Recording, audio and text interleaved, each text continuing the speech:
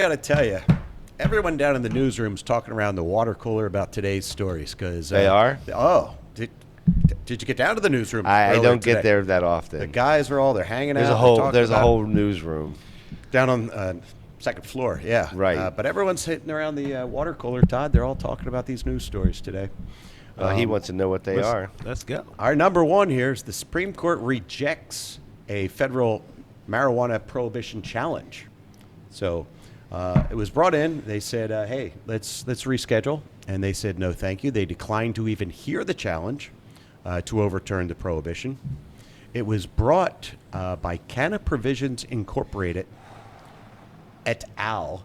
Versus Bondi, and et al. Is Wiseacre Farms, Burano Holdings Corporation, Gaisani Sellers. I don't know if I'm saying that wrong. I got to screw them all But up. Right? it's a cannabis company. Yeah, they're all cannabis companies, and they all tried to have the Supreme Court hear the case, but they said no thanks. They won't want to hear it. And so this is, I mean, obviously when you get to the Supreme Court, it's after you've failed at other levels along the way. You don't just go to the Supreme Court. So you work your way up. You work your way up. Yeah. And so, I'm wondering if this was just kicking the can down the road more so than it was saying no, because there's so much volatility. There's eminence. There's the hemp thing with the CR, all of that. It could very well be that the Supreme Court said, you know what? It's just not. It's not. They're not ready yet. It's not the time. We're not going to do it right now because maybe this will get resolved. I just don't think, because it was. What was it? Was there a vote on that? Do you have information on the Supreme Court? Does it say how many say yes or no, or they just say no? They said we don't even want to talk about it. We don't want to talk about it. Go away. Come back tomorrow. Well, control room? Do we have any B-roll for that? All right, nothing good for that. So they claimed that the federal prohibition was unconstitutional, since it's legal in Massachusetts, which is where they started from.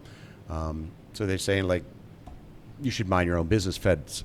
But again, they just wouldn't hear it. Major change has got to come from Congress or executive action or the Supreme Court.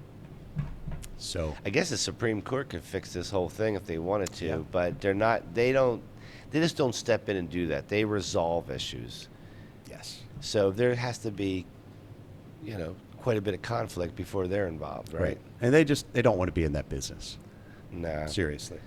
I don't know. I mean, listen, my guess is that this is a timing thing, and they just felt like this wasn't the right time with all that's going on. Yes. That's my guess. Mm-hmm. I can't imagine. Well, I mean, the Republicans also hold the majority there, so if the GOP and the Republicans are still holding their ground, and that's what's the right.